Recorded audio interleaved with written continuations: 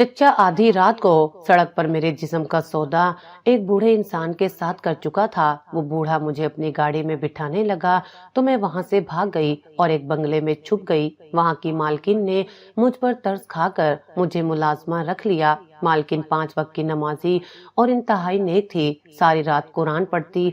एक रात आंख खुली तो मालकिन रोते हुए मेरे पाँव पकड़े माफी मांग रही थी। मैंने हैरत से मालकिन को देखा तो मेरा दिल फट गया, क्योंकि मैं एक यतीम लड़की थी। बचपन में ही मेरे सर से मेरे माँ बाप के साए उठ गए थे। जब माँ बाप का साया उठ जाता है तो सबसे पहले उसे उसके खूनी रिश्ते ही नोचते हैं, अपने मतलब के लिए इस्तेमाल करते हैं। मेरे साथ भी कुछ ऐसे ही हुआ था।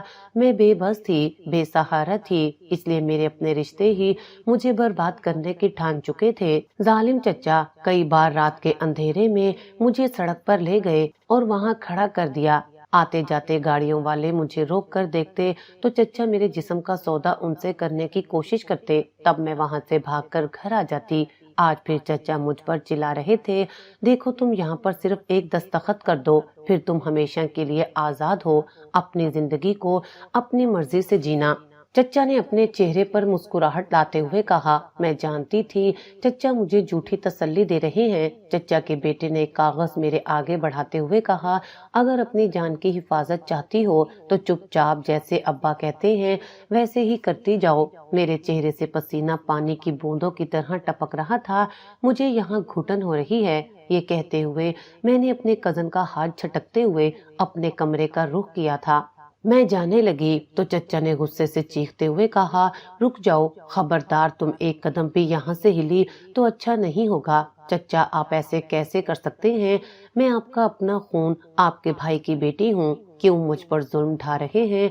आपको मुझ पर रहम क्यों नहीं आता? बात करते हुए मैं ज़ारों कतार रोने लगी थी। चच्चा आज फिर मुझे एक बदसूरत और आवारा किस्म के बूढ़े आदमी के हाथ बेचना चाहते थे। दौलत की लालच ने चच्चा को अंधा कर दिया था। मैं मुसलसल अपनी किस्मत पर आंसू बहा रही थी। मेरी आंखों के सामने मेरी माँ का चेहरा था। बाप की दी गई नसीहत, उनकी कही गई कुछ बातें मेरे जहन में गर्दिश करने लगी। मेरे अब्बा हमेशा कहा करते थे, बेटी जिंदगी में कभी इज्जत पे हर्फ नहीं आने देना चाहिए, इसके लिए तुम्हें अपनी जान ही क्यों न देनी पड़े। एक दफा अगर इज्जत चली जाए तो सब कुछ लुट जाता है, हाथ खाली रह जाते हैं।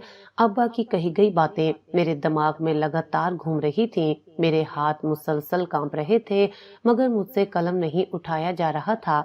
मैं हिम्मत कर रही थी कि कलम उठाकर उन कागजात पर दस्तखत करके अपनी जान छुड़वा लूं, लेकिन मैं जानती थी, बहुत अच्छी तरह से जानती थी कि चच्चा इन कागजात पर दस्तखत करवाने के बाद मुझे उस आवारा और बदसूरत बूढ़े के हवाले कर देंगे।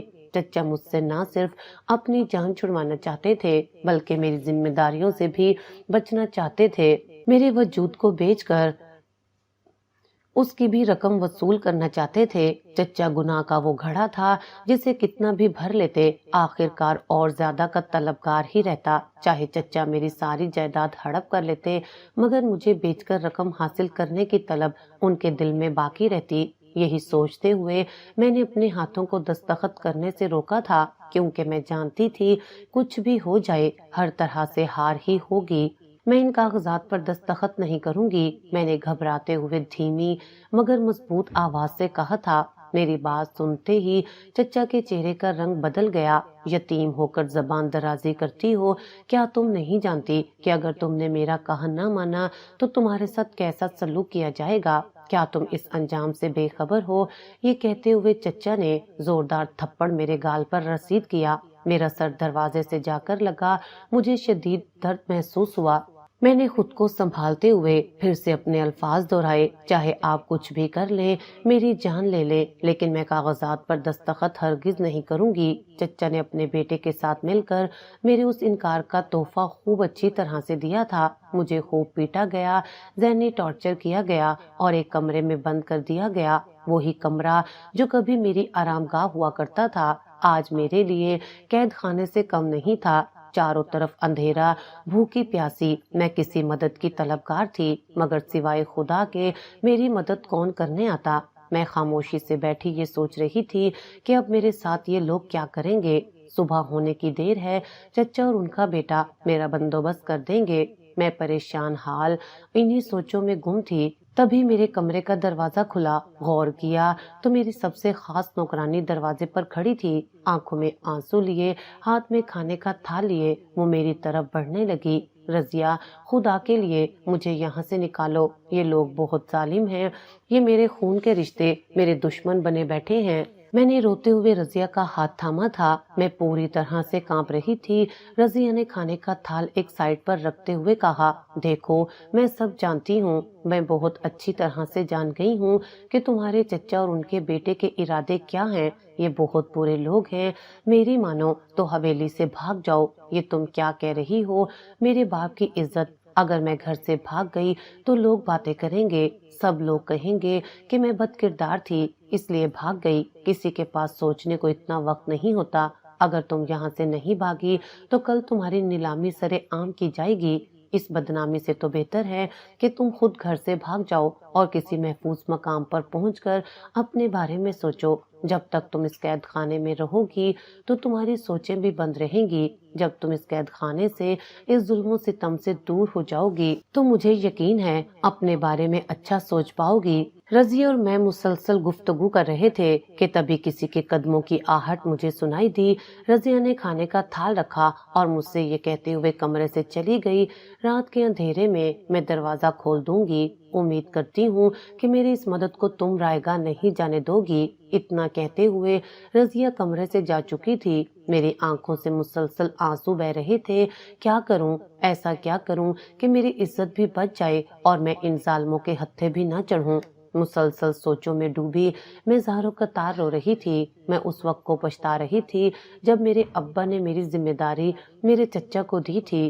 کاش ابا میری ذمہ داری مجھے ہی سونپ دیتے، میرے چچا کو میری ذمہ داری نہ دیتے تو شاید آج میرے ساتھ یہ سب کچھ نہ ہوتا۔ رات گہری ہو چکی تھی کہ اچانک سے کمرے کا دروازہ کھلا اور مجھے حویلی سے بھاگنے کا موقع ملا۔ میں حویلی سے بھاگ تو گئی تھی مگر کہاں جاتی، کچھ سمجھ نہیں آ رہا تھا۔ شہر بہت بڑا تھا، میں نے خود کو ایک چھوٹی سی بستی میں چھپا لیا جہاں میں نے محنت مزدوری کی اور خود کو اپنے ماضی سے دور کر دیا۔ میں بھول چکی تھی کہ میرے ساتھ کیا کیا ہوا تھا۔ میں نے دن رات محنت کر کے اپنی محنت کی کمائی سے ایک چھوٹا سا گھر بھی بنا لیا تھا اور اس گھر میں رہنے لگی۔ یوں لگتا تھا جیسے میں نے ماضی کی تلخیوں کو بھلا کر زندگی کی نئی منزلوں کو طے کرنا شروع کر دیا تھا۔ ایسا معلوم ہوتا تھا کہ جیسے میری قسمت کو مجھ پر ترس آ گیا ہو۔ سارے غم بھول کے میں نے نئی زندگی کی شروعات کی تھی، مگر میں نہیں جانتی تھی کہ میرا ماضی میرا پیچھا کبھی نہیں چھوڑے گا۔ اچانک سے دروازے پر دستک ہوئی، جیسے ہی دروازہ کھلا تو سامنے اپنے چچا اور ان کے بیٹے کو بھکاری کی حالت میں دیکھا جو مجھے مسلسل ترسی ہوئی نگاہوں سے دیکھ رہے تھے۔ فوراً مجھے دیکھتے ہی میرے قدموں میں گر گئے اور معافیاں مانگنے لگے۔ خدا کے لیے بیٹی ہمیں معاف کر دو، ہم نے تم پر بہت ظلم ڈھائے، دیکھو ہماری حالت کیسی ہو گئی، خدا کے لیے ہمیں معاف کر دو۔ میں نے خونی رشتے سمجھتے ہوئے ایک دفعہ پھر ان پر بھروسہ کیا اور معاف کرتے ہوئے گھر کے اندر آنے کی اجازت دے دی، مگر میں نہیں جانتی تھی کہ یہ لوگ صرف دکھاوے کی معافی مانگ رہے ہیں، اصل مقصد تو ان کا ابھی بھی باقی تھا۔ گھر کے اندر داخل ہوتے ہی چچا نے گھر کا دروازہ بند کیا۔ چچا کا بدلا ہوا رنگ و روپ دیکھ کر میرا دل مٹھی میں آ گیا تھا۔ یہ منظر دیکھتے ہوئے میرے پاؤں تلے سے زمین ہی نکل گئی تھی۔ میرا نام زینت ہے، میں ایک امیر خاندان سے تعلق رکھتی ہوں۔ میرے ابا ایک بہت بڑے بزنس مین تھے اور اماں گھریلو خاتون۔ میں اپنے ماں باپ کی اکلوتی اولاد تھی، اس لیے ان کی بہت لاڈلی بھی تھی۔ اماں اور ابا مجھ پر جان نچھاور کرتے تھے۔ مجھے بچپن سے ہی پڑھنے کا بہت شوق تھا، پڑھائی میں ہمیشہ اول آتی تھی۔ ہمیشہ اپنی کلاس میں پہلا نمبر حاصل کر کے میں طرح طرح کے انعامات سے نوازی جاتی تھی۔ اپنے گھر کی طرح میں اپنے اسکول کی بھی رونق تھی۔ میں اپنے اساتذہ کی سب سے لاڈلی اسٹوڈنٹ تھی۔ ماں باپ کے لاڈ کی وجہ سے میرے اندر بچپنا کبھی ختم ہی نہیں ہوا تھا۔ میں 7 سال کی تھی جب میں اپنے اماں ابا کے ساتھ ہی سویا کرتی تھی۔ اماں اکثر مجھے سمجھاتی کہ اب تم بڑی ہوتی جا رہی ہو، الگ کمرے میں سویا کرو، لیکن مجھے اپنے ابا کے بغیر نیند ہی نہیں آتی تھی۔ میں اپنے ابا سے بہت محبت کرتی تھی اور ابا بھی مجھ پر جان نچھاور کرتے تھے۔ میں اپنے ابا کی جائیداد کی اکلوتی وارث تھی، اس لیے خاندان کے لیے بھی بہت اہم تھی۔ ہر کوئی مجھ سے محبت سے پیش آتا۔ میری فیملی میں میرے اماں اور ابا کے علاوہ اتنی بڑی حویلی میں صرف میں ہی رہتی تھی۔ ہماری حویلی گاؤں کی سب سے خوبصورت اور بڑی حویلی مانی جاتی تھی، جہاں پر صرف محبتیں ہی بانٹی جاتی تھی۔ محبت کا گہوارہ تھا ہمارا گھر۔ نوکر چاکر سب کے ساتھ بہت اچھا سلوک کیا جاتا تھا۔ میں نے بچپن سے ہی محبت بانٹنا سیکھا تھا۔ میرے ماں باپ اپنے نوکروں کے ساتھ اتنی شفقت سے پیش آتے تھے کہ دیکھنے والا حیران رہ جاتا تھا۔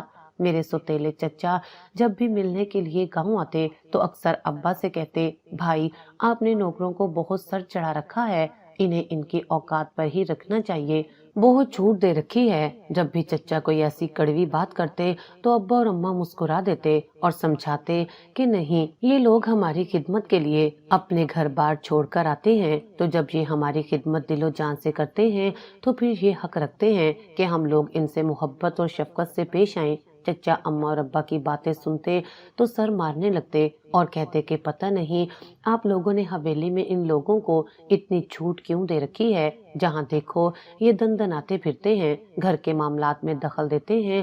اتنا زیادہ سر نہیں چڑھانا چاہیے ان نوکروں کو، انہیں ان کی اوقات پر ہی رکھنا چاہیے۔ میں جب بھی چچا کی باتیں سنتی تو مجھے بہت عجیب سا محسوس ہوتا۔ وہ مجھ سے بڑے تھے اور مجھ سے محبت بھی کرتے تھے۔ میں انہیں کچھ کہہ تو نہیں سکتی تھی، لیکن پھر بھی کبھی کبھی میں چچا کی بات کو کاٹتے ہوئے بول ہی دیتی، چچا آپ خود سے نیچے درجے کے لوگوں سے اتنی نفرت کیوں کرتے ہیں، حالانکہ ہمیں ان سے محبت اور شفقت سے پیش آنا چاہیے۔ میری بات سن کر چچا کبھی کبھی تو مسکرا دیتے اور کبھی غصہ بھی کھا جاتے اور کہتے کہ تم بھی بہت زیادہ زبان چلاتی ہو۔ جب چچا میرے ساتھ اتنی نفرت سے پیش آتے تو اماں کو یہ بات بالکل بھی پسند نہ آتی۔ اماں اکثر ابا سے کہتی، مجھے آپ کے بھائی کی کچھ باتیں بالکل پسند نہیں ہیں، دیکھا ہے آپ نے، کبھی غور کیجیے گا کیسے زینت کے ساتھ پیش آتا ہے آپ کا بھائی۔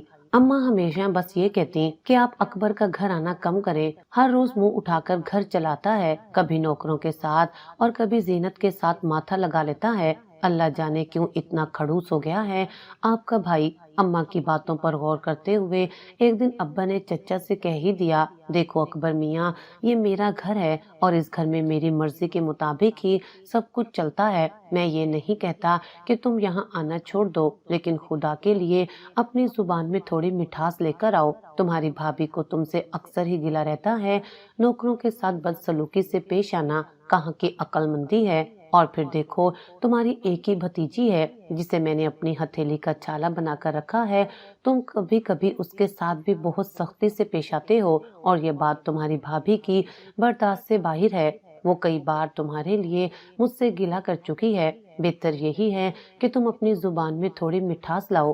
چچا ہو تم زینت کے، شفقت سے پیش آیا کرو۔ ابا کی بات سنتے ہوئے چچا خاموش ہو جاتے اور فوراً کہتے، بھائی صاحب آپ پریشان مت ہوں، میں بس اپنے حالات سے بہت پریشان رہتا ہوں، اس لیے زبان بھی کڑوی ہوتی جا رہی ہے۔ آپ تو جانتے ہی ہیں اپنی بھابھی کی عادتوں کو، 2 دن کم پیسے ہاتھ میں پکڑاؤ تو جان کو آ جاتی ہیں۔ میں تو کہتا ہوں آپ نے میری شادی کروا کر اچھا نہیں کیا، ایسی بیوی سے تو بہتر تھا کہ میں کنوارا ہی بیٹھا رہتا۔ اماں نے چچا کی باتیں سنی تو کہنے لگیں، یہ کیسی باتیں کرتے ہو اکبر میاں، اللہ نے تمہیں چاند سا بیٹا دیا ہے، اب تو گھر کے لڑائی جھگڑوں کو ختم کرو، سکون سے زندگی گزارو، اور آسفا کو بھی چاہیے کہ اپنے گھر کو دیکھے، اپنے بچے کو دیکھے، یہ روز روز کے لڑائی جھگڑے کوئی اچھی بات تھوڑی نہ ہے۔ اس طرح کی باتیں تو حویلی میں چلتی ہی رہتی تھی، آئے دن چچا اور چچی کی لڑائی ہوتی اور اماں ابا ان کی صلح کروانے میں لگے رہتے۔ چچا کا ایک ہی بیٹا تھا جو مجھے ایک آنکھ نہیں بھاتا تھا تو وہ مجھ سے چھوٹا لیکن نظریں عجیب سی رکھتا تھا۔ مجھے کبھی بھی ہمدان اچھا نہیں لگا تھا، ہمدان مجھ سے سال چھوٹا تھا اور چچا اکثر ابا سے میرے اور ہمدان کے رشتے کی بات کیا کرتے تھے۔ میں چھوٹی تھی اس لیے ابا ہمیشہ چچا سے یہ کہہ کر بات ٹال دیتے کہ دیکھو اکبر، ابھی تو زینت بہت چھوٹی ہے، اور پھر میں نے محسوس کیا ہے کہ زینت ہمدان کو پسند بھی نہیں کرتی، کوئی باؤنڈنگ نہیں ہے دونوں کی، اس لیے بچپن میں کیے گئے رشتے ہمیشہ نقصان پہنچاتے ہیں، اور پھر ہمدان زینت سے سال چھوٹا ہے، یہ رشتہ ممکن نہیں ہے۔ آج ابا بہت پریشان تھے کیونکہ چچا نے بار بار ہمدان کے لیے ابا سے بات کی تھی ابا کو मनाने की कोशिश की थी। एक तरफ अब्बा की लाडली बेटी यानी मैं थी और दूसरी तरफ अब्बा का इकलौता भतीजा। अब्बा का दिल दोनों के लिए ही धड़कता था। कभी कभार अब्बा अम्मा से बात करते तो अम्मा फौरन टोक देती कि कभी सोचिएगा भी मत, आसफा तो अपने घर को घर नहीं समझती, मेरी बेटी को क्या समझेगी। दोनों के बीच अक्सर लड़ाई झगड़े रहते हैं। मैं अपनी इकलौती बेटी को जंजाल पूरे में देकर फंसाना नहीं चाहती। वैसे भी अभी जीनत बहुत छोटी है, जवान होने तक बच्चों के जहन बदल जाते हैं और मैं अपनी बेटी के लिए कोई भी ऐसी बात नहीं रखना चाहती जिसे लेकर फ्यूचर में उसके लिए कोई मसला पेश आए। अब्बा और अम्मा के मुसलसल इनकार ने चचा को झंझोड़ कर रख दिया था।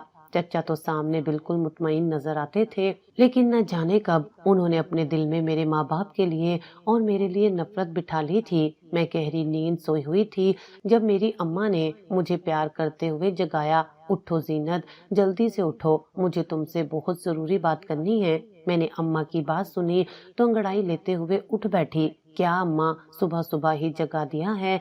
नाराजगी का इजहार करते हुए मैं अपनी माँ के सीने से लगी थी। देखो कैसे आज भी बच्चों की तरह उठी हो। अब तुम बड़ी हो गई हो, 10 साल उम्र हो चुकी है तुम्हारी। खुद को ठीक करो, अपने अंदर से बचपना खत्म करो।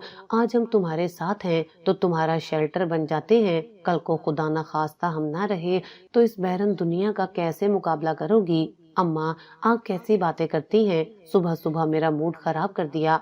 मैंने गुस्से का इजहार करते हुए बिस्तर छोड़ा था। बेटा, ये तो हकीकत है, सदा माँ बाप साथ नहीं रहते, इसलिए मैं तुम्हें हमेशा समझाती हूँ कि अब तुम बड़ी हो रही हो, अपने अंदर बचपने को खत्म करो और चीजों को समझो, खुद को संभालना सीखो, सब काम नौकरों के सर पर मत डाला करो। अम्मा मुझे समझा रही थी और मेरी सबसे करीबी काम वाली ने दरवाजा नॉक किया। आ जाओ अंदर, इतना कहते हुए मैंने वॉशरूम का रुख किया था। रजिया कमरे में दाखिल हुई। बीबी जी, आपको और छोटी बीबी को साहब नीचे नाश्ते की टेबल पर बुला रहे हैं। रजिया अपना पैगाम देते हुए कमरे से जा चुकी थी।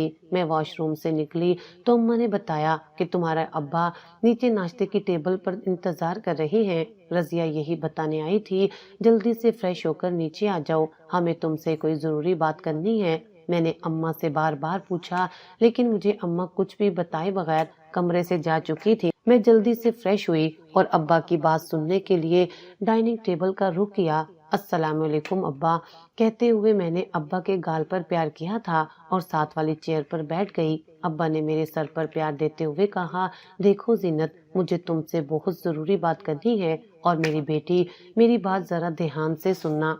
मैंने पूरा फोकस करते हुए अब्बा की तरफ देखा और कहा, जी अब्बा बताइए, खैरियत है? तभी अब्बा ने मुझे बताया कि मुझे एक जरूरी काम से कारोबार के सिलसिले में आउट ऑफ कंट्री जाना है और मेरी तबीयत आजकल कुछ ठीक नहीं रहती। ये बात तो तुम बहुत अच्छी तरह से जानती हो।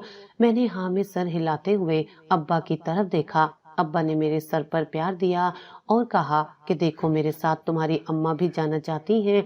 मैंने फौरन से अम्मा की तरफ देखा। इससे पहले कि मैं कोई सवाल करती, अम्मा ने फौरन से मुझे बताया कि रात से तुम्हारे अब्बा की हालत काफी खराब थी। तुम्हारे अब्बा को माइनर सा अटैक हुआ है, इसलिए मैं उन्हें बिजनेस के सिलसिले में अकेले तो कभी भी नहीं जाने दूंगी। मैं चाहती हूँ कि मैं तुम्हारे अब्बा के साथ आउट ऑफ कंट्री जाऊं। जितने भी दिन ये बिजनेस के सिलसिले में बाहर रहे, मैं इनके साथ इनका साया बनकर रहूं। मैं दोनों की बात गौर से सुन रही थी कि तभी अचानक से मेरे जहन में आया कि ये दोनों चले जाएंगे तो मेरा क्या होगा। मैंने पलटकर अम्मा की तरफ देखते हुए कहा, आप भी अगर अब्बा के साथ चली जाएंगी तो मैं अकेली क्या करूंगी। करीब खड़ी रजिया मुस्कुराई और कहने लगी, छोटी बीबी, आप परेशान मत हो, मालकिन ने मेरी जिम्मेदारी लगा दी है।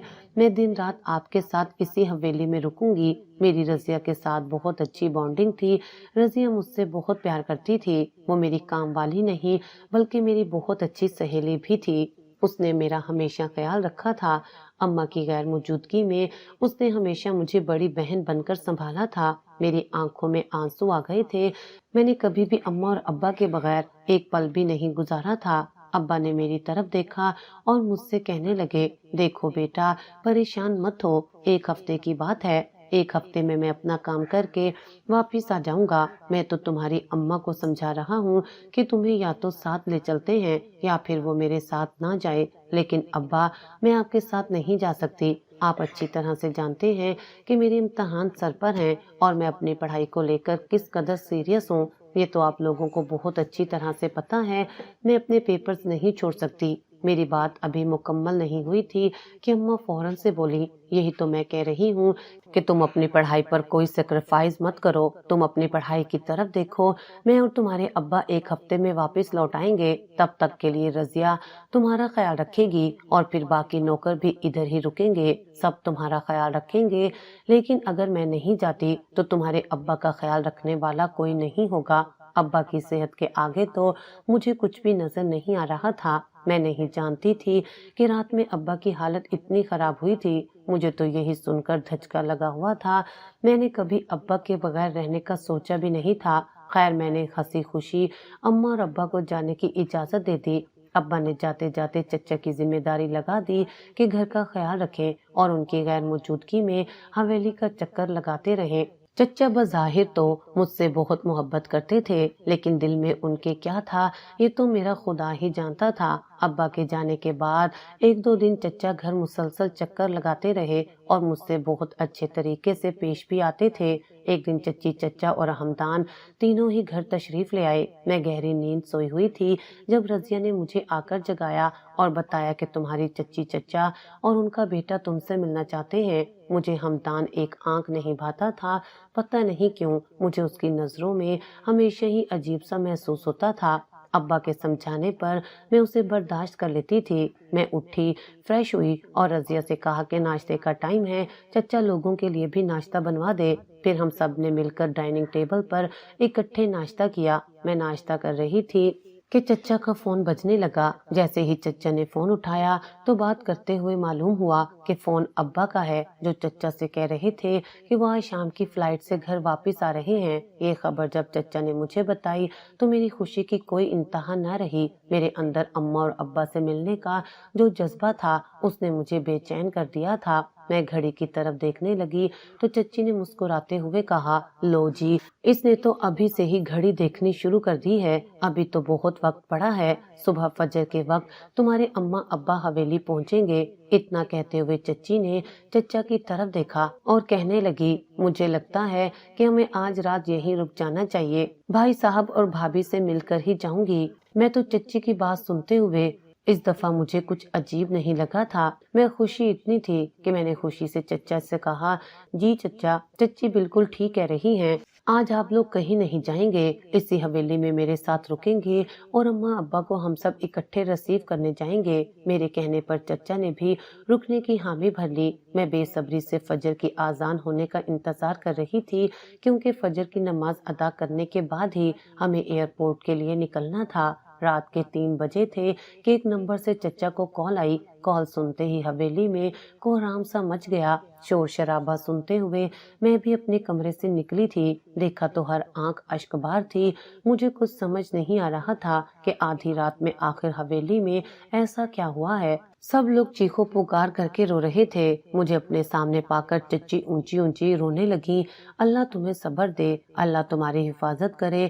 چچی کی باتیں مجھے بہت پریشان کر رہی تھیں۔ میں نے گھبراتے ہوئے پوچھا، سب خیریت تو ہے؟ آپ لوگ کیوں اس طرح رو رہے ہیں؟ کیا ہوا ہے؟ تبھی چچا نے میرے قریب آتے ہوئے کہا، مجھے افسوس کے ساتھ تمہیں بتانا پڑ رہا ہے کہ وہ ہوائی جہاز جس میں تمہارے اماں ابا سفر کر رہے تھے، لینڈنگ سے پہلے کسی فنی خرابی کی وجہ سے کریش ہو گیا ہے۔ سارے پیسنجرز مارے گئے ہیں۔ تمہارے اماں ابا بھی اب اس دنیا میں نہیں رہے۔ چچا کا اتنا کہنا تھا کہ میرے پاؤں تلے سے زمین نکل گئی اور میں چیخیں مارتے ہوئے غیچ کھا کر گر گئی۔ جب مجھے ہوش آیا تو میں نے خود کو ہاسپٹل میں پایا تھا۔ ہوش آتے ہی میں چیخو پکار کرنے لگی، میرے اماں ابا، مجھے میرے اماں ابا کے پاس جانا ہے، میں ان کے بغیر ایک لمحے کے لیے بھی جی نہیں سکتی۔ جیسے ہی میں ہوش میں آتی تو چیخو پکار کرنے لگتی، رونے لگتی تو ڈاکٹر مجھے نیند کا انجیکشن دے دیتے اور سلا دیتے۔ میں نے اپنے ماں باپ کا آخری دیدار بھی نہیں کیا تھا۔ قسمت نے جو میرے ساتھ کھیل کھیلا تھا اس نے میری زندگی کو، میرے جینے کے انداز کو ہی بدل کر رکھ دیا تھا۔ میرے اماں ابا تو مجھے چھوڑ کر اس دنیا سے جا چکے تھے، اب میری کفالت میرے چچا نے لے لی تھی۔ چچی اور چچا میرے ساتھ میری حویلی میں رہنے لگے تھے۔ اماں ابا کے یوں اچانک چلے جانے کا صدمہ میرے دل و دماغ پر بری طرح سے ہوا تھا۔ میں گم سم سی رہنے لگی تھی، پڑھائی میں میرا دل نہیں لگتا تھا، بس ہر وقت میں اپنے ماں باپ کو یاد کر کے روتی رہتی۔ ان سب حالات میں رضیہ نے میرا بہت ساتھ دیا۔ گھر کے سارے نوکر میرا بہت خیال رکھتے تھے، لیکن رضیہ نے مجھے بڑی بہن، ایک ماں کی طرح سنبھالا تھا۔ میں پوری طرح سے ٹوٹ چکی تھی، میرے اندر جینے کی امید اور جذبہ ہی ختم ہو گیا تھا۔ ہر وقت میں اماں اور ابا کو یاد کر کے روتی رہتی۔ انہی حالات میں جوانی کی سیڑھیاں چڑھنے لگی تھی۔ اماں ابا کو مجھے چھوڑ کر گئے ہوئے کئی سال گزر گئے تھے۔ اب میں بہت سنبھل چکی تھی، لیکن دنیا داری میں ابھی بھی بہت پیچھے تھی۔ ان کے جانے کا صدمہ میرے دماغ پر بہت بری طرح سے اثر کر گیا تھا۔ اب میں پہلے کی طرح شوخ چنچل نہیں رہتی تھی، بس خاموش اور گہری سوچوں میں ڈوبی رہتی تھی۔ ہمدان بھی جوان ہو چکا تھا۔ آج صبح جب میں ناشتے کی ٹیبل پر بیٹھی ناشتہ کر رہی تھی تو چچا نے مجھ سے ہمدان کے لیے بات کرتے ہوئے کہا، دیکھو زینت، اب تم جوان ہو چکی ہو، مجھے تمہاری شادی کی فکر ہو رہی ہے۔ میں نے اور تمہاری چچی نے یہی فیصلہ کیا ہے کہ تمہاری اور ہمدان کی شادی کروا دی جائے۔ گھر کا رشتہ ہے، گھر میں ہی رہ جائے گا۔ چچا کی بات سنتے ہوئے میں نے حیران ہو کر چچا کی طرف دیکھا اور کہا، چچا، میں نے ہمدان کو کبھی بھی اس نظر سے نہیں دیکھا، وہ میرا بھائی ہے اور میں نے اسے ہمیشہ اپنا بھائی ہی مانا ہے۔ میں اس رشتے کے لیے راضی نہیں ہوں۔ میرے انکار پر چچا کے چہرے کا رنگ اچانک سے بدل گیا تھا۔ یوں معلوم ہوتا تھا جیسے برسوں کی نفرت ان کے چہرے پر آ گئی ہو۔ چچا غصے میں آتے ہوئے کہنے لگے، اس حویلی کے فیصلے کرنا اب میرا کام ہے، تم اتنے بڑے فیصلے نہیں کر سکتی۔ سوری چچا، شاید آپ کو میری بات بری لگی ہے، لیکن یہ بات حقیقت ہے کہ اپنی زندگی کا فیصلہ کرنے کا مجھے پورا حق ہے اور میں ہمدان کے لیے بالکل بھی راضی نہیں ہوں۔ میرا جواب آپ کو تلخ ضرور لگے گا، لیکن میں اس شادی کے لیے پھر بھی رضامند نہیں ہوں۔ یہ کہتے ہوئے میں نے ناشتہ ٹیبل پر چھوڑا اور رضیہ سے کہا کہ میرا ناشتہ میرے کمرے میں پہنچا دو۔ بزنس کی ساری بھاگ دوڑ ہمدان اور چچا کے ہاتھ میں تھی، لیکن ابا کی وصیت کے مطابق ساری جائیداد کی میں اکلوتی مالک تھی۔ میں اچھی طرح سے جانتی تھی کہ چچا کے دل میں جو محبت مجھے لے کر ابھر رہی ہے وہ در حقیقت میری دولت کے لیے تھی۔ چچا کے دل میں لالچ پیدا ہو چکا تھا۔ میرے بار بار منع کرنے پر بھی جب چچا اپنی ضد سے باز نہیں آئے تو مجبوراً مجھے ان سے کہنا پڑا کہ اب میں اپنا آپ سنبھالنے جتنی ہو گئی ہوں، اپنا کاروبار بھی خود دیکھ سکتی ہوں۔ مہربانی فرما کر آپ اب اپنے گھر جا کر رہنا شروع کریں، مجھے حویلی میں سکون چاہیے۔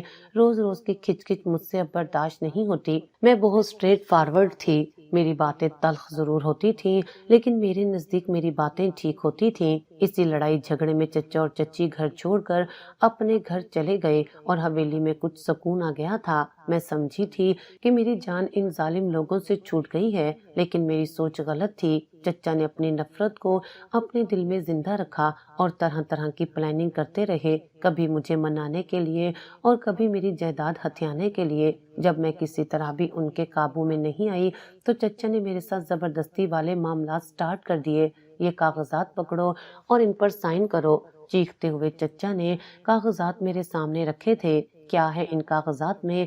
ابھی میری بات مکمل نہیں ہوئی تھی کہ ہمدان آگے بڑھتے ہوئے بولا، پڑھ لو، تمہیں کون سا پڑھنا نہیں آتا؟ زبان تو اتنی چلاتی ہو۔ وہ نفرت بھری نگاہوں سے مجھے گھور رہا تھا۔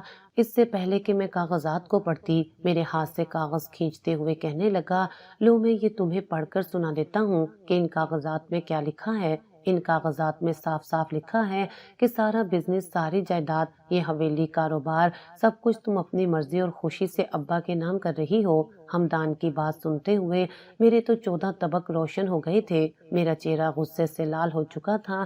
میں نے غصے سے ہمدان کی طرف دیکھتے ہوئے کہا، کیا بکواس کر رہے ہو؟ یہ جائیداد میرے ابا کی محنت سے کمائی گئی ہے، میں کسی صورت بھی یہ بزنس اور جائیداد کسی بھی لالچی انسان کے ہاتھوں میں نہیں دوں گی۔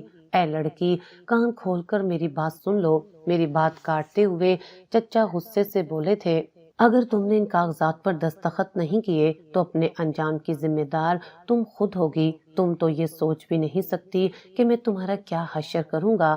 اتنا کہتے ہوئے چچا کے چہرے پر سنسنی خیز مسکراہٹ ابھری تھی۔ میری آنکھوں میں آنسو تھے کہ یہ میرے خون کے رشتے ہیں جن پر میرے ماں باپ نے بھروسہ کرتے ہوئے مجھے ان کے حوالے کیا تھا۔ وہ کیا جانتے تھے کہ میرے چچا جتنے اوپر سے اچھے نظر آتے ہیں انہوں نے دل میں اتنی ہی لالچ بھر رکھی ہے۔ میں زاروں قطار رو رہی تھی اور مسلسل انکار کر رہی تھی کہ تبھی حویلی کا دروازہ کھلا اور گھر کے اندر کوئی داخل ہوا۔ میں نے نظریں اٹھا کر دیکھا تو ایک بدصورت بوڑھا آدمی میرے نظروں کے سامنے کھڑا ہوا جو مجھے بہت ہی عجیب اور گھٹیا نظروں سے دیکھ رہا تھا۔ اس بدصورت آوارہ آدمی کی نظروں نے مجھے اس طرح سے دیکھا تھا جیسے مجھے محسوس ہوا کہ یہ میرے اندر تک جھانک رہا ہے۔ میں سمٹ کر رہ گئی تھی۔ سب نوکروں کو کام سے نکال دیا گیا تھا سوائے رضیہ کے۔ حویلی میں کوئی نوکر نہیں بچا تھا۔ اب مجھے چچا کی ساری سازش سمجھ آ رہی تھی۔ بوڑھے آدمی کی طرف اشارہ کرتے ہوئے چچا نے کہا، ان کاغذات پر دستخط کرو اور اس آدمی کے ساتھ چپ چاپ اس حویلی کو چھوڑ کر چلی جاؤ۔ حیران ہوتے ہوئے میں نے چچا کی طرف دیکھا اور کہا، کون ہے یہ اور میں کیوں اس کے ساتھ چلی جاؤں؟ یہ میرا گھر ہے، یہ میری حویلی ہے۔ میں کبھی بھی اپنا گھر اپنی حویلی چھوڑ کر کسی کے ساتھ نہیں جاؤں گی، بلکہ آپ سب لوگ نکلو یہاں سے۔ غصے سے دھاڑتے ہوئے میں بولی تھی۔ وہ بدصورت مکار آدمی میری طرف گندی نظروں سے دیکھ رہا تھا۔ مسلسل اپنے ہونٹوں پر زبان پھیرتے ہوئے وہ مجھے گھور رہا تھا۔ اس کے دیکھنے کا انداز بہت ہی عجیب تھا۔ مجھے اس انسان سے خوف آ رہا تھا۔ وہ درندہ مجھے حاصل کرنے کے خواب آنکھوں میں لیے میرے سامنے کھڑا تھا اور میں بے بسی کی مورت بنی سوائے آنسو بہانے کے اور کچھ نہیں کر پا رہی تھی کہ تبھی ہمدان نے کہکا لگاتے ہوئے کہا، پریشان مت ہو، ابا تمہیں اس کے ہاتھوں مفت میں نہیں سونپ رہے بلکہ تمہارے وجود کی قیمت یہاں سے بھی وصول کریں گے۔ میرا باپ کبھی بھی گھاٹے کا سودا نہیں کرتا۔ تمہاری ساری جائیداد بھی ہماری ہوگی اور پھر تمہیں بھی اس بوڑھے آدمی کے ہاتھوں بیچ دیا جائے گا۔ اچھی قیمت دے رہا ہے یہ تمہاری۔ اللہ کا شکر ادا کرو کہ تم خوبصورت ہو۔ اگر کہیں بدصورت ہوتی تو تمہارے 2-4 پیسے بھی نہ ملتے۔ اف میرے خدایا، یہ مجھے کس آزمائش میں ڈال دیا ہے۔ سب کے اصل چہرے میرے سامنے آ چکے تھے۔ ان کی باتیں سنتے ہوئے میں نے اپنا سر پکڑ لیا تھا اور اپنے دل میں اپنے پروردگار کو پکارنے لگی، میری مدد فرما میرے رب، میں کن ظالموں کے ہتھے چڑھ گئی ہوں۔ یہ میرے خون کے رشتے میرے دشمن بن چکے ہیں۔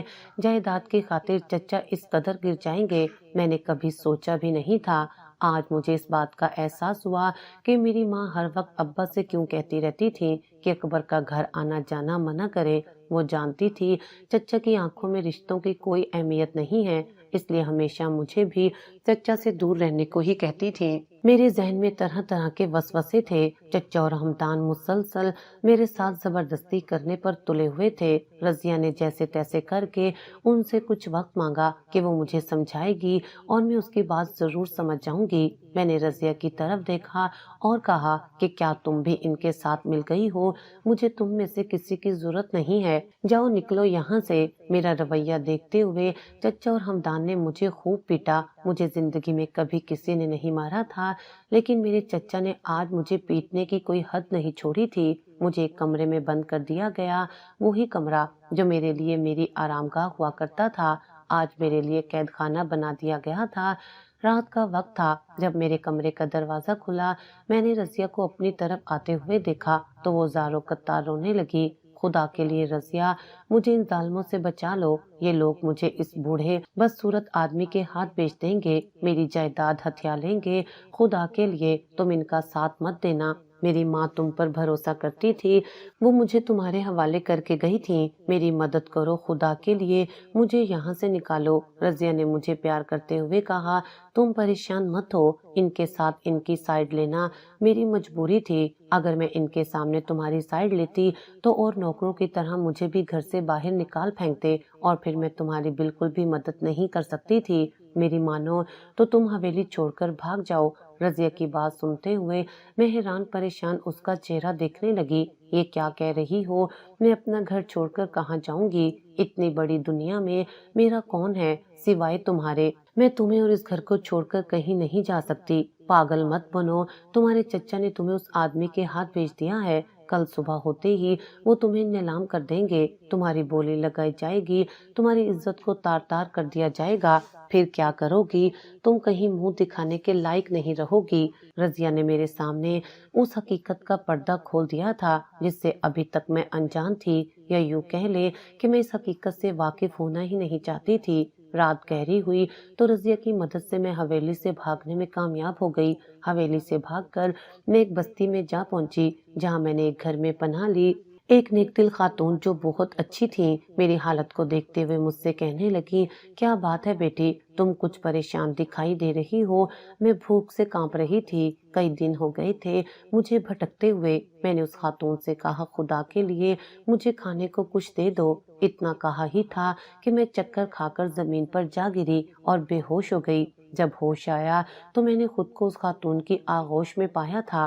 वो मेरा सर अपनी झोली में लिए मेरे बालों को सहला रही थी। जैसे ही मुझे होश में देखा तो मेरा माथा चूमकर कहने लगी, परेशान मत हो, घबराओ मत, तुम मेरे पास हिफाजत में हो। उठो, पहले कुछ खा पी लो। डॉक्टर का कहना है कि तुम्हें बहुत ज्यादा कमजोरी होने की वजह से चक्कर आया था। काफी दिन से तुमने कुछ खाया नहीं। मेरी आंखों में आंसू थे और अपनी बेबसी पर सिवाय आंसू बहाने के मैं कुछ और नहीं कर सकती थी। मैंने उस नेक खातून से कहा कि आपकी सोच होगी, जितना रिस्क मेरे घर में पाया जाता है, लेकिन मेरी किस्मत देखे कि 2 वक्त की रोटी तो दूर, मैं 1 वक्त की रोटी भी नहीं खा सकती। नेक दिल खातून ने मेरे सर पर प्यार दिया और मेरे आगे तरह तरह के खाने पेश किए। मैंने पेट भरकर खाना खाया। फिर अपनी पूरी कहानी मैंने उस नेक खातून औरत को सुनाई। उसने मुझे बताया कि उसकी एक ही बेटी थी जो एक कार एक्सीडेंट में जान से चली गई। इस घर में उस खातून के अलावा और कोई नहीं रहता था। उस खातून ने मुझे अपनी बेटी का दर्जा देते हुए अपने साथ रखने का फैसला किया। मैं उस नेक खातून के साथ रहने लगी, मेहनत मजदूरी करने लगी। उस नेक दिल खातून ने मुझे सिलाई का काम सिखाया। मैं दिन रात उस खातून के साथ सिलाई करती और वो मुझे मेरी मेहनत का मुआवजा अदा करती। मैं अपने माजी को भूल चुकी थी कि मैं किस खानदान से ताल्लुक रखती हूँ। मेहनत मजदूरी करना मैंने अपना मकसद बना लिया था। मैं नहीं चाहती थी कि मैं अपने माजी को याद करूं और खुद को तकलीफ पहुंचाऊं। यही सोचते हुए मैंने सब कुछ भुला दिया था और दिन रात मेहनत करने लगी। अल्लाह ताला ने मेरी मदद की और मैंने एक छोटा सा घर अपनी कमाई से खरीद लिया। नेक खातून के मुझ पर बहुत एहसान थे। मैं मजीद उन पर बोझ बनकर नहीं रहना चाहती थी। कोई भी रिश्ता सदा साथ नहीं रहता। वो नेक दिल खातून भी एक दिन बीमारी की हालत में मुझे छोड़कर खालिक हकीकी से जा मिली। मैं फिर से यतीम हो गई थी। उस खातून का हाथ मेरे सर से उठ गया था, लेकिन उसकी की गई नेकियां मुझे जीने का सहारा दे गई थी। मैं दिन रात सिलाई करके अपने घर का गुजर बसर करने लगी थी। बस्ती के सब लोग मुझसे बहुत प्यार करते थे, मेरे साथ बहुत शफकत से पेश आते थे। एक दिन मैं अचानक घर के कामों में मसरूफ थकी हारी अभी बैठी ही थी कि दरवाजे पर जोरदार दस्तक ने मेरा दिल दहलाकर रख दिया था। घबराते हुए जैसे ही मैंने दरवाजा खोला तो मेरे पांव तले से जमीन निकल गई। मेरी आंखों के सामने कोई और नहीं बल्कि मेरे चचा और उनका बेटा खड़े थे। उनकी हालत किसी भिखारी से कम ना थी। वो ज़ारों कत्तार रोने लगे। मुझे देखते हुए मेरे पाँव में गिर गए और मुझसे अपने किए गए जुल्म की माफिया मांगने लगे। मेरा दिल पिस कर रह गया था। मैं बहुत ज्यादा डर गई थी। मेरा माजी मेरे आंखों के सामने मुझे खौफजदा करने के लिए खड़ा था। मैं बेबस थी। उनकी हालत पर मुझे तरस आ रहा था। मुझे महसूस हुआ जैसे उन्हें अपने किए गए जुल्म का एहसास हो गया हो, इसलिए ये मुझसे लगातार माफी मांग रहे हैं। मेरा दिल नरम पड़ गया और मैंने उन्हें माफ करके घर के अंदर आने को कहा। जैसे ही चचा और उनके बेटे हमदान ने घर में कदम रखा तो चचा ने पीछे से घर का दरवाजा लॉक करते हुए मेरी तरफ देखा। चचा के चेहरे पर मक्कारी की हंसी थी। ये देखते हुए मैं घबरा गई और लरसती हुई आवाज में पूछा, ये आप क्या कर रहे हैं? तभी चचा ने चीखते हुए मुझसे कहा, तुम क्या समझती थी कि तुम हमारे साथ ऐसा करोगी और हम तुम्हारा पीछा छोड़ देंगे? तुम घर से भागकर क्या समझती थी कि तुम अब आजाद हो गई हो? क्या समझती थी कि हम इतनी आसानी से पीछा छोड़ देंगे? अरे बेवकूफ लड़की, तुम तो सोने की वो चिड़िया हो जिसे चाहकर भी कोई नहीं छोड़ सकता। تمہارا بے وقوف باپ ساری جائیداد تمہارے نام کر گیا ہے، 1 روپیہ بھی ہم اپنی مرضی سے خرچ نہیں کر سکتے، اچھی خاصی زندگی کو تم نے بھکاری بنا کر چھوڑ دیا ہے اور خود یہاں عیش و آرام کی زندگی گزار رہی ہو۔ چچا کی تلخ باتیں میرے دل کو زخمی کر رہی تھی۔ تبھی چچا کا بیٹا آگے بڑھتے ہوئے کہنے لگا، دیکھو زینت، اگر تم نے ابا کی بات نہ مانی تو تم سوچ بھی نہیں سکتی کہ ہم لوگ تمہارا کیا حشر کریں گے۔ یہ کاغذ پکڑو اور اس پر دستخط کرو۔ میں نے کاغذ کو جھٹکتے ہوئے کہا کہ میں کبھی بھی ان کاغذات پر دستخط نہیں کروں گی اور تم لوگوں کی سازش کو کبھی پورا نہیں ہونے دوں گی۔ تم لوگ جو چاہتے ہو میں یہ نہیں کروں گی۔ میرے مسلسل انکار پر چچا اور ہمدان نے مجھے بری طرح سے پیٹا تھا۔ کرنا تو تمہیں ہوگا کیونکہ اس کے علاوہ تمہارے بچنے کا کوئی حل نہیں ہے۔ ان کاغذات پر دستخط کرو اور جو زندگی تم جی رہی ہو یہی جیتی رہو۔ حویلی اور سارا کاروبار ہمارے حوالے کر دو۔ ہم تم سے وعدہ کرتے ہیں کہ تمہیں چھوڑ دیں گے، پھر تم اپنی مرضی سے زندگی جی لینا۔ میں جانتی تھی ایسا کچھ بھی نہیں ہوگا کیونکہ یہ دونوں آج بھی اکیلے نہیں آئے تھے۔ کچھ دیر بعد چچا نے دروازہ کھولا اور کسی کو اندر بلاتے ہوئے کہکا لگایا۔ میرے پاؤں تلے سے زمین ہی نکل گئی تھی۔ وہ بوڑھا آدمی جس سے چچا پیسے لے کر کھا چکے تھے وہ بھی میری آنکھوں کے سامنے کھڑا تھا۔ آج مجھے اس نیک دل خاتون کی دی گئی تسلی یاد آ رہی تھی جو کہا کرتی تھی، تیری خودداری ہی ایک دن تیری قسمت بدلے گی۔ یہ وہ الفاظ تھے جو مجھے ہمیشہ ہمت دیتے تھے اس ظالم دنیا سے مقابلہ کرنے کی، اپنے حق کے لیے لڑنے کی۔ میں نے اب ڈرنا چھوڑ دیا تھا۔ انجام چاہے کچھ بھی ہوتا میں کبھی بھی چچا کو ان کے غلط ارادوں میں کامیاب نہیں ہونے دے سکتی تھی۔ چلو شاباش، ضد چھوڑو اور ان کاغذات پر دستخط کرو۔ چچا نے پھر سے مجھے جھنجھوڑتے ہوئے کہا تھا۔ اس بار میں پوری ہمت کے ساتھ سامنے آئی تھی۔ کبھی نہیں، کبھی نہیں، میں تم لوگوں کے آگے نہیں جھکوں گی۔ میں نے چچا کو دھکے دیتے ہوئے کہا تھا، کیسے نہیں کرو گی نواب زادی؟ ہمدان میرا بازو مروڑتے ہوئے بولا۔ بوڑھا آدمی بھی سب تماشا دیکھ رہا تھا۔ اچانک سے اس نے اپنی خاموشی کو توڑتے ہوئے کہا، ہینڈز اپ، کوئی اپنی جگہ سے نہیں ہلے گا۔ چچا بوڑھے آدمی کے ہاتھ میں بندوق دیکھ کر ڈر گئے۔ تبھی وہ اپنے چہرے سے نقاب اتارتے ہوئے بولا، I am S H O Akmal Jamal Shah from Punjab police. سب کے سب حیران تھے کہ یہ بازی کیسے پلٹ گئی۔ کچھ ہی دیر میں میرے گھر کا دروازہ کھلا اور پولیس کی بھاری نفری گھر کے اندر داخل ہوئی۔ اکمل جمال شاہ نام ہے میرا، مجھ سے آج تک کوئی گنہگار بھاگ نہیں سکا۔ گھبراؤ مت، اب تم محفوظ ہو۔ میں سکتے میں تھی۔ کچھ دیر پہلے چچا جس آدمی کے ہاتھ مجھے بیچنا چاہتے تھے وہ پولیس اہلکار تھا۔ میری نظریں پھٹی کی پھٹی رہ گئیں جب مجھے چچا اور ہمدان کی ساری حقیقت معلوم ہوئی۔ لڑکیاں بیچنا ان کا پیشہ تھا۔ نہ جانے کتنی بے گناہ لڑکیوں کے ساتھ یہ لوگ ظلم کر چکے تھے۔ آفیسر نے مجھے بتایا کہ اس گروہ کی انہیں کب سے تلاش تھی۔ آج آپ کی وجہ سے میں اس مشن میں کامیاب ہوا ہوں۔ میں نے آگے بڑھتے ہوئے اپنے چچا کے منہ پر ایک زوردار تھپڑ مارتے ہوئے کہا، اب ساری زندگی جیل میں سڑنا اور سوچنا کہ کیا حاصل ہوا تم لوگوں کو۔ لالچ کرنے والا ایک نہ ایک دن اپنے انجام کو ضرور پہنچتا ہے۔ چچا اور ہمدان کو سخت سزا سنائی گئی۔ میں نے اپنے رب کا شکر ادا کیا اور اپنی حویلی میں واپس چلی گئی جہاں رضیہ نے بڑی بہن بن کر میرا رشتہ ایک بہت اچھے انسان سے کیا۔ آج میں اپنے گھر میں عزت کی زندگی گزار رہی ہوں۔ میں اپنے شوہر ارحم اور اپنے بیٹے گلزار کے ساتھ بہت خوش ہوں، مگر کبھی کبھی ماضی کی تلخ یادیں مجھے آ گھیرتی ہیں، مگر میں گھبراتی نہیں، اپنے رب کو یاد کرتی ہوں اور اس کا شکر کثرت سے بجا لاتی ہوں جس نے مجھے ظالموں کے شر سے محفوظ رکھا۔